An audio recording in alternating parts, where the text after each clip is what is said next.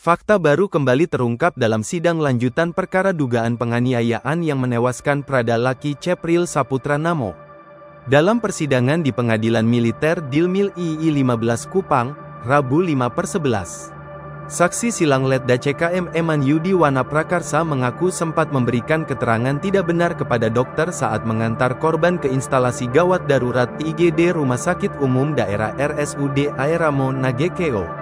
Letda Eman yang bertugas sebagai perwira kesehatan mengatakan kepada dokter di RSUD Aeramo bahwa Pradalaki mengalami luka karena jatuh dari pohon. Pengakuan ini ia sampaikan saat korban diperiksa di IGD. "Saya ditanya dokter kenapa ini, saya jawab jatuh dari pohon," ujarnya di hadapan majelis hakim. Ia bahkan mengaku sempat lupa apakah yang dimaksud jatuh dari pohon atau bukit. Dalam keterangannya, Letda Eman menjelaskan bahwa pada tanggal 29 Juli sekitar pukul 10 WITA, ia menerima perintah dari Danki Pan B, Letu Iftorik untuk menyiapkan tempat di rumah jaga dan menerima 2 prajurit korban penganiayaan. Sekitar pukul 11 WITA, kedua korban Pradalaki dan Prada Richard diserahkan kepadanya oleh Letda Roni Setiawan dan Provos Pratu Petrus Canisius Wae.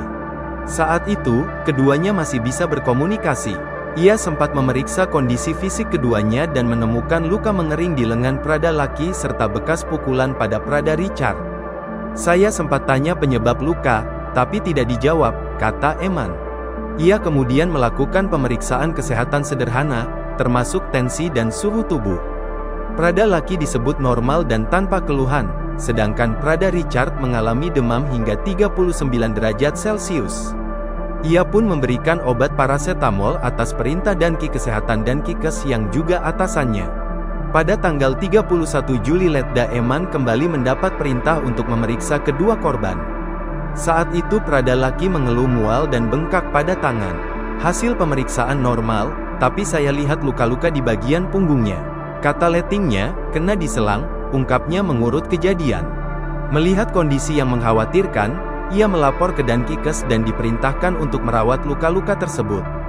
Keesokan harinya, tanggal 2 Agustus ia bersama 2 anggota lain membawa Pradalaki dan Prada Richard ke puskesmas menggunakan ambulans. Dari hasil pemeriksaan, kadar hemoglobin Hb Pradalaki hanya 7,9 jauh di bawah normal. Pihak puskesmas pun menyarankan agar korban segera dirujuk ke rumah sakit. "Karena antre, kami baru mendapat pelayanan sekitar pukul 12 WITA. Almarhum disarankan untuk dibawa ke rumah sakit, sedangkan Prada Richard diberikan obat untuk minum.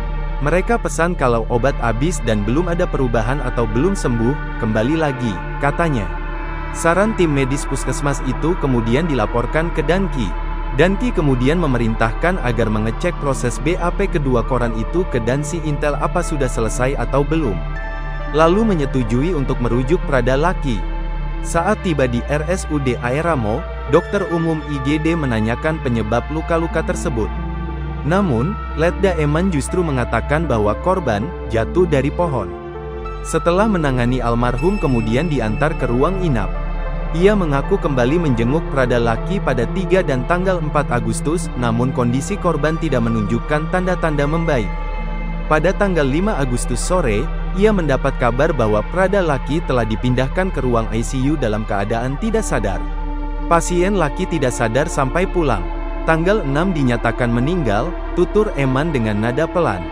Auditor beberapa kali menegaskan agar memberikan keterangan yang jujur karena keterangan Letda Eman berputar-putar.